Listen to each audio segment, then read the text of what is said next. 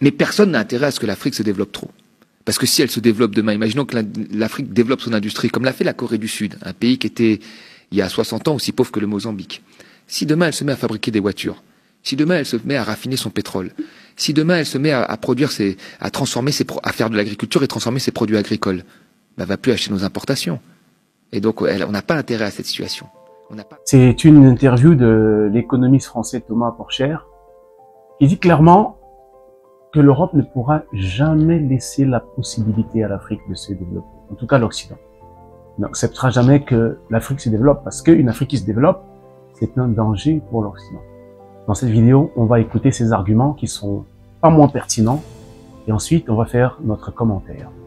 Ne bouge pas.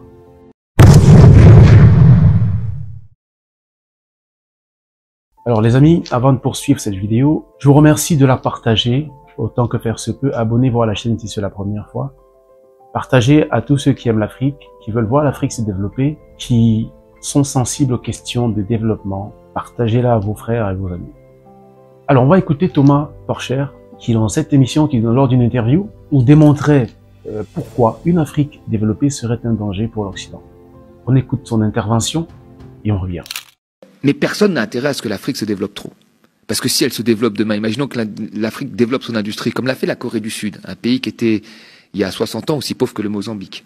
Si demain elle se met à fabriquer des voitures, si demain elle se met à raffiner son pétrole, si demain elle se met à produire à transformer à faire de l'agriculture et transformer ses produits agricoles, elle va plus acheter nos importations.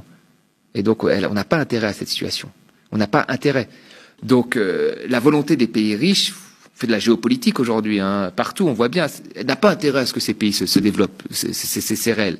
Il y avait cette idée, en fait, dans la tête des gens, qu'on développe un pays avec les entrepreneurs.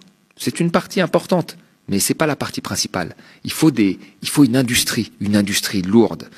Ces pays-là exportent du pétrole, exportent du cacao, exportent des matières premières, mais ces matières premières qu'ils exportent sont souvent transformées dans d'autres pays. Et la transformation, c'est elle qui crée des emplois. Quand vous avez une compagnie étrangère qui s'installe, je prends toujours l'exemple du Congo Brazzaville que je connais bien. Le Congo Brazzaville, à plus de 90%, il exporte que du pétrole. D'accord ? Ce pétrole est produit par qui ? Est exploité par qui ? Par des compagnies majoritairement privées. 60% Total, 30% Eni. L'italien, 90% de compagnies. Après, vous avez un peu de compagnies par-ci par-là privées. La compagnie publique des pétroles congolais, elle est incapable de faire un forage. Et il faut bien avoir en tête que les pays riches se sont développés dans un monde où ils ont créé les conditions qui leur étaient favorables. L'OMC, l'Organisation mondiale du commerce, c'est une organisation qui a favorisé beaucoup plus les pays riches que les pays pauvres. Et donc les pays riches lèvent des fonds énormes pour faire leurs projets, quand les pays pauvres, pour faire des projets que nous connaissons, c'est-à-dire faire des choses que nous connaissons, des raffineries, des industries alimentaires, agricoles, nous connaissons, nous savons faire ça. Et ben eux n'arrivent pas à lever de l'argent. On a souvent dit ces dernières années que les pays pauvres ne se développaient pas à cause de la corruption. Il fallait trouver une raison. Ah, c'est la corruption. Voilà, ces gens sont corrompus, il y a de l'économie informelle, ils respectent pas les règles, ils sont corrompus, il y a même des gens qui allaient plus loin en disant oh bah ils sont un peu paresseux. Enfin, ça a toujours été un peu ça. Et on a retrouvé le même type de débat quand il y a eu la crise des dettes souveraines. Si demain on me donnait les commandes, moi, du Congo Brazzaville, et qu'on me disait quelle est la formule dans les conditions actuelles pour le sortir du sous-développement et faire en sorte que l'économie décolle, ce serait extrêmement compliqué. Et je vous dirais que j'ai pas la solution. Parce que c'est un pays, en fait, qui n'a pas du tout les manettes du développement. Parce qu'il n'a pas accès au financement, comme j'ai dit. Parce qu'il ne maîtrise pas le bien principal qu'il produit. Parce qu'il ne maîtrise pas le volume et le prix. Et donc, développer un pays dans ces conditions, c'est extrêmement difficile. Donc, la corruption, en réalité, c'est un effet collatéral. Le vrai problème, c'est l'Organisation mondiale du commerce et du système financier comme il a été créé. Maintenant, si j'étais à la place des Africains, c'est très difficile. C'est-à-dire que, donc la première chose que je ferais, moi, dans cette situation-là, qui est une situation extrêmement compliquée, c'est que je chercherais à être beaucoup plus agressif dans les partages de production. C'est-à-dire que quand il y a une compagnie étrangère qui vient, il faut lui imposer des choses. Donc ça, c'est la première chose, qui leur permettrait d'avoir beaucoup plus de rentrées financières. Et une fois qu'on a ces rentrées financières, reste la question de l'investissement dans les bons secteurs pour pouvoir se développer et être de plus en plus autonome. Ça devrait être ça le but. Parce que l'autonomie et l'industrie créera des emplois. Créer des emplois, ça permettra aux jeunes diplômés de là-bas de rester chez eux et de travailler chez eux. Ce qui est le désir de tout le monde. Personne n'a envie de migrer, de prendre une embarcation de fortune. Et même les migrations qui se font, on en parlera dans le deuxième sujet. Mais dans les meilleures qualité, c'est toujours des moments difficiles, des drames, parce qu'on est séparé de sa famille, etc. Alors, dans le langage de Thomas Porcher, l'impression qu'on a, c'est que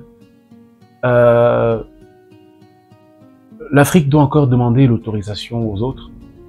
L'Afrique doit demander l'autorisation de l'Occident pour se développer, parce qu'il dit les pays occidentaux ne peuvent pas permettre que l'Afrique se développe. Ne pas permettre. Est-ce que l'Afrique a besoin de prendre une permission pour aux Occidentaux avant de se développer? Il a quand même raison dans une certaine mesure, dans la mesure où les structures macroéconomiques internationales, les mécanismes qui sont mis en place visent à appauvrir l'Afrique, visent à exploiter l'Afrique, visent à maintenir l'Afrique dans une certaine mendicité. Mais c'est pas comme si en Afrique on est condamné à accepter sans lever le petit doigt.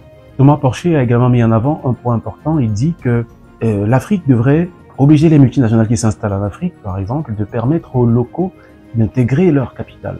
C'est un point important dans la mesure où ça permet au moins aux différents États qui accueillent ces multinationales-là de contrôler une partie de l'économie de ces multinationales. Parce que ces multinationales arrivent étant très fortes, profitant des zones franches, d'une certaine flexibilité fiscale pour écraser l'industrie locale. Écraser en termes de ressources financières, en termes de ressources humaines, en termes de ressources logistiques, et que sais-je encore. Les jeunes pousses qui sont en face ne peuvent pas tenir. Mais au-delà de tout ça, est-ce que l'Afrique est obligée de demander la permission aux Occidentaux pour se développer? On est tous d'accord sur un point aujourd'hui.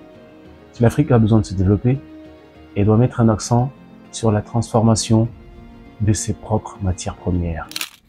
Pendant longtemps, on avait dit que nous n'étions pas un pays producteur d'or, mais depuis un certain temps, l'or est devenu le premier produit d'exportation.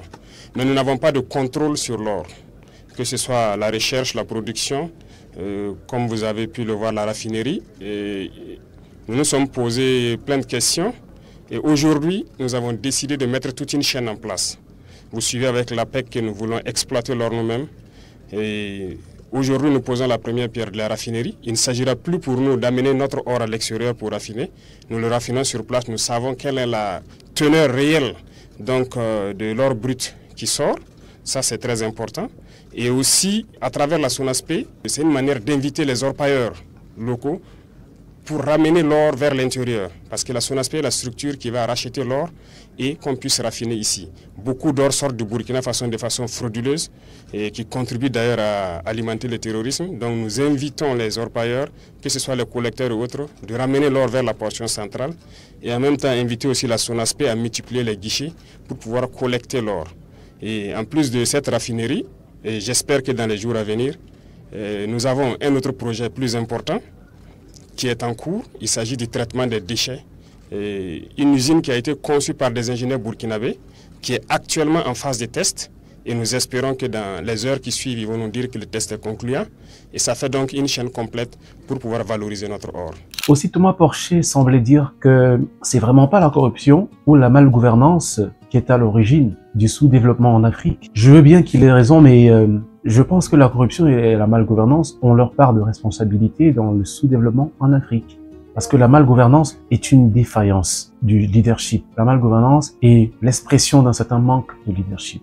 Et ce dont l'Afrique de demain aura besoin, c'est des leaders. Des gens qui sont capables de mettre en place une vision et de la suivre au détriment de leurs intérêts égoïstes, ou au détriment des intérêts du petit nombre qui lui voue un culte divin pour s'assurer une place au soleil. Donc en gros, à mon avis, voilà les points. Évidemment, dans une stratégie de sortie, revoir les négociations, mais dans une stratégie plus efficace, plus efficiente, prioriser la transformation des ressources. Il y a un aspect qu'il ne faut pas négliger. Investir dans la recherche et le développement. Investir dans la sécurité, dans la technologie militaire de pointe, afin de mettre en place un certain équilibre de la terreur. Cette émission arrive à son terme. Merci de l'avoir regardée. Eh bien, dites-moi comment l'Afrique peut faire pour s'affranchir de cette influence, de cette manipulation et de cette domination. Vos réponses en commentaire. Cela dit, à très bientôt.